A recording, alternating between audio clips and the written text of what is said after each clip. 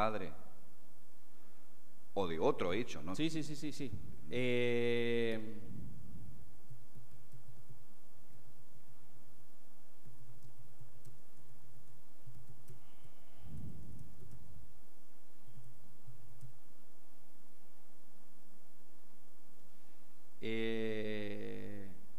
Entiendo que sí, que el padre puede ser víctima de una defraudación por parte de los hijos. Indujeron al padre a efectuar una disposición patrimonial propia sin su voluntad, o al menos en contra de la voluntad evidenciada al momento o de acuerdo a las pruebas que ellos conocían. El caso explica que ambos conocían la voluntad o el acuerdo verbal entre su padre Miguel con su tío Alberto.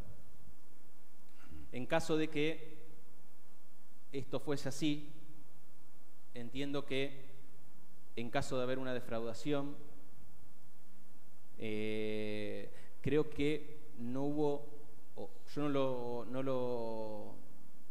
lo acercaría al concepto de ardid. Creo que el ardid no fue, es decir, creo que no hubo un despliegue estructural destinado a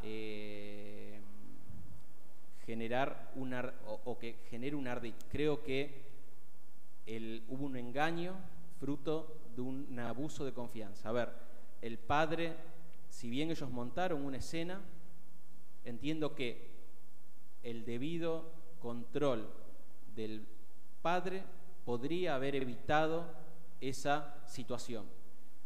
Por lo menos lo que surge del caso, o no aparece en el caso alguna circunstancia que evidencie que el padre no estaba en condiciones de leer o de tomar conocimiento directo de la situación o de la suscripción de una escritura pública con la relevancia que ello implica. Es decir, no estamos hablando, o por lo menos no aparece que sea una persona analfabeta o que tenga disminuidas sus capacidades, alguno de sus sentidos. En caso de que consideráramos que Tenga en cuenta que ese argumento también podría ser válido para ponderar la responsabilidad de los autores con relación al tío.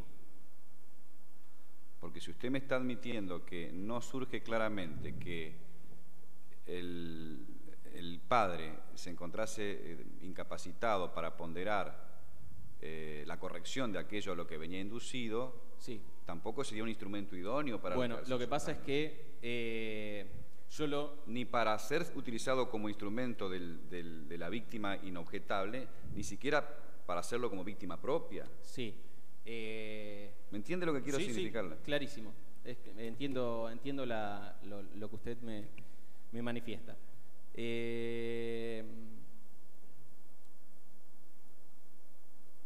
Creo que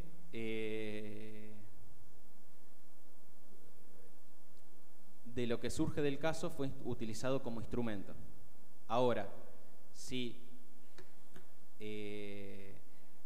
me parece que habría que ver, y más allá que la Fiscalía no acusa, aparentemente no viene a juicio por el padre, eventualmente podría haber algún tipo de responsabilidad por no haber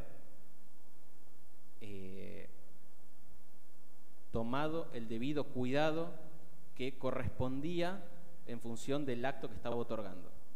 A ver, eventualmente podría, podría llegar a ver, pienso, y a lo mejor necesitaríamos algunos elementos más, pero podría llegar a haber algún tipo de, o de ser considerado es decir, haber tenido el dominio del hecho de haber prestado la suficiente atención al acto que otorgaba. Es decir, no haber sido solamente un objeto o un instrumento, sino alguna responsabilidad.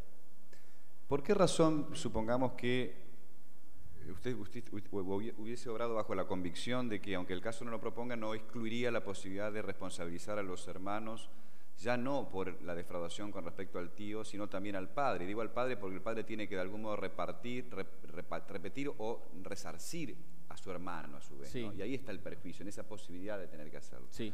¿Por qué razón, pese a esto, usted no podría condenar, como dijo hoy, a los hermanos con respecto al comportamiento que tendría como víctima su padre? Entiendo que podría encuadrar como excusa absolutoria del artículo 185 del Código Penal. Bueno, de mi parte, gracias.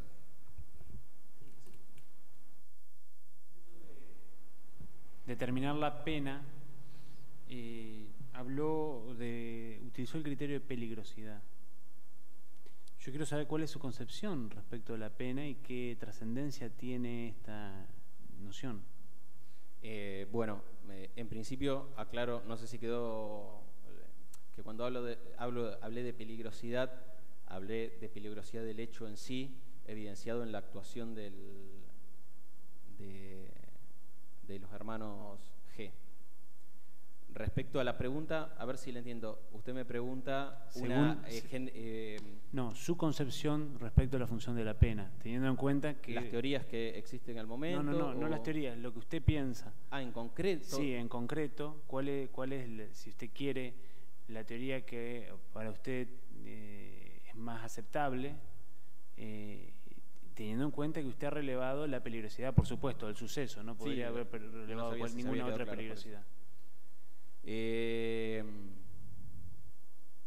Entiendo que la pena apunta a una cuestión, o mejor dicho,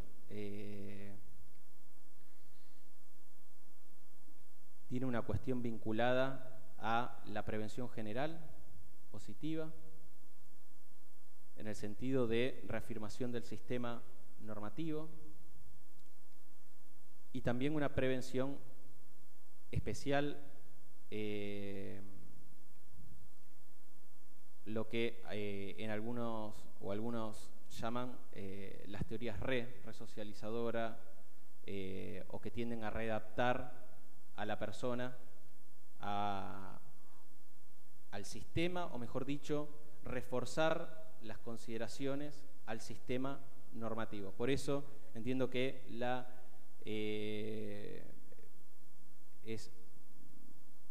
salvo casos que no pueda ser posible, entiendo que la pena de prisión debe ser dejada en suspenso o buscar al menos morigeraciones o alternativas a la pena de prisión.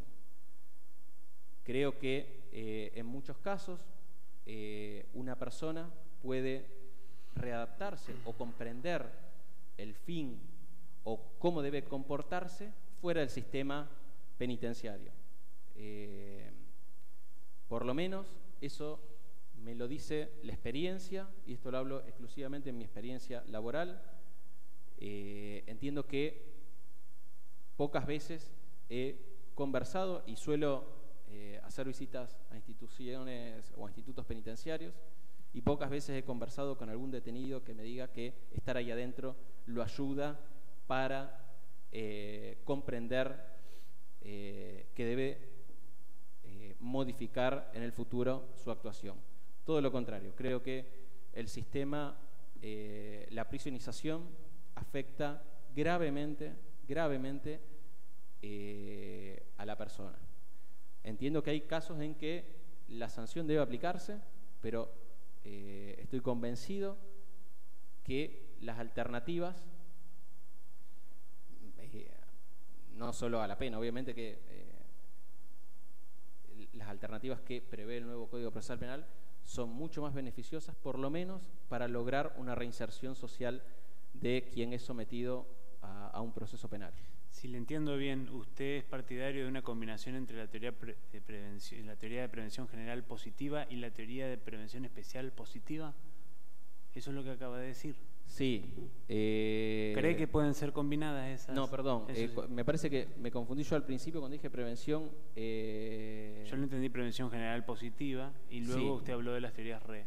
Sí. La Cuando pregunta es si usted se inclina por una visión mixta de esas dos líneas. Sí, yo creo que podría llegar a ser una...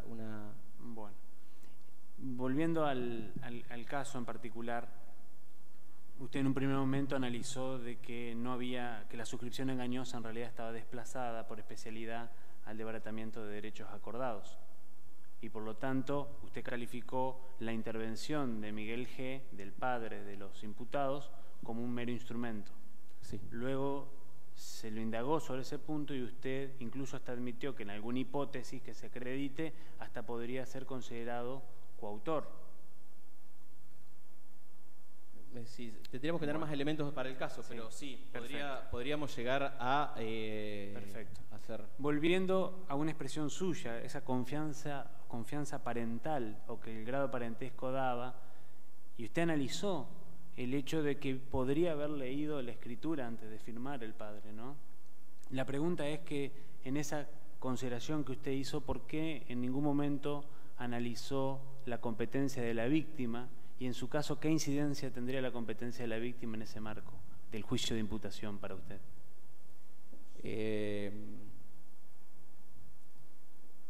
Entiendo que la competencia de la víctima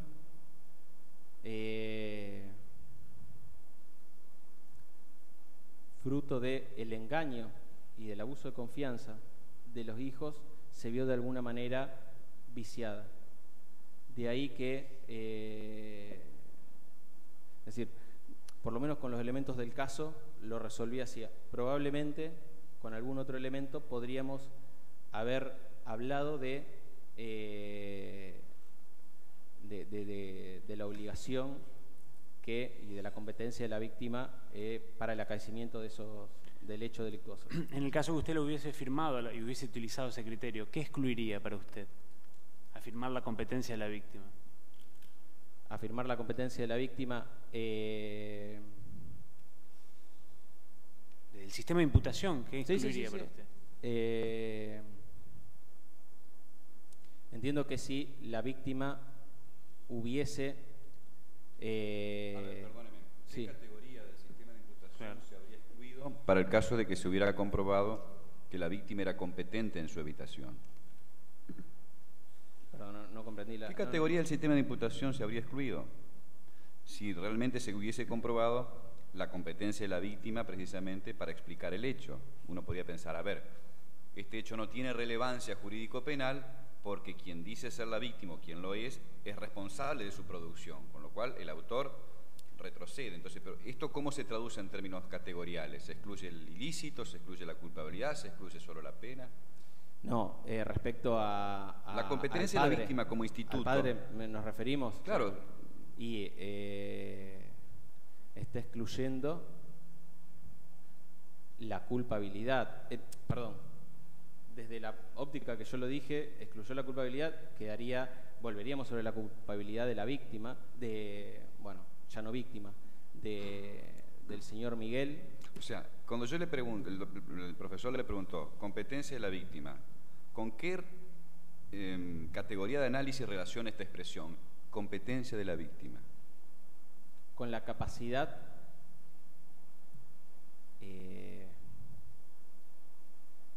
de actuar conforme a la motivación. Es decir, bueno, suficiente. Gracias. Muchas gracias, doctor.